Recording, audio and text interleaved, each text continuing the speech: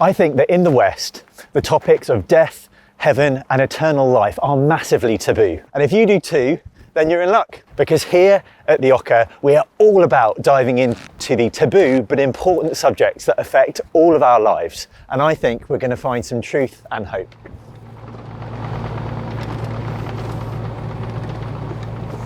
I'm Ben, and I've worked as a medical doctor in the UK for over 20 years now. In my specialty of intensive care medicine and anaesthesia, I've seen both the strength and the frailty of the human body. I'm also a Christian, so I believe in life after death. And the combination of my job and my faith means that I am dead interested in this topic that we're going to be talking about in this series, which is, so you want to live forever?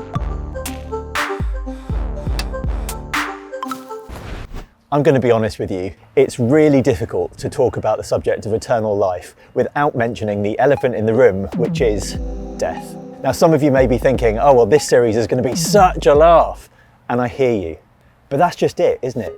So often when we talk about death, we will deflect it with a sarcastic comment or a joke, rather than actually dealing with it. Oh, a bottle of sherry. This reminds me of when I was working in medicine for older people. And of course, sadly, when you're in your older years, you are more likely to get sick and die. And I remember plenty of times writing up a tot of sherry for people in the evenings, just to have a little drink to remind them of things they really enjoyed in life, even in the midst of death. I remember one story a few years ago of a chap in his 20s who I looked after both for his anaesthetic for life-changing neurosurgery and also afterwards in intensive care. There was a real chance that he could have died from this surgery, but thankfully he did really well. What was really profound to me is that we were speaking with his family once he'd woken up in intensive care, and only then did we realise that he hadn't told them anything about it. And the reason was afterwards is that he just didn't want to talk to them about his own mortality.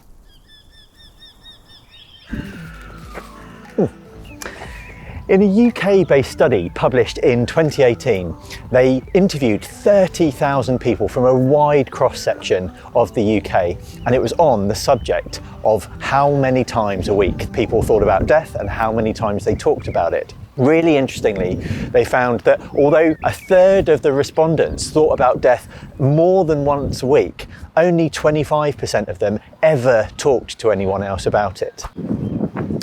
And yet, despite the fact that we are living healthier, longer lives, the reality is 100% of us are going to die. It's a fact. And that's really difficult for people to appreciate and deal with, particularly in their younger years. I've recently heard the story of Brian Johnson, a 45-year-old tech billionaire who, in an attempt to defy the aging and ultimately death process, has taken some blood from his 17-year-old son. Now, I'm cynical about how much that's going to work, but people are trying these things all the time. My question is, what does death signify? Now, if you're an atheist, you will believe essentially that when you die, you will cease to exist. You will no longer be there. We have these tombstones, for example, as an aid memoir for our family, friends, and future generations. But ultimately, we're just not here. In other worldviews, they believe that there may be some kind of reincarnation, that we come back as other people or other animals. And we'll discuss that more in the series too. But Christians believe that death is not the end. There is life after death. So although there is the horror and sadness of death itself, there is hope after death.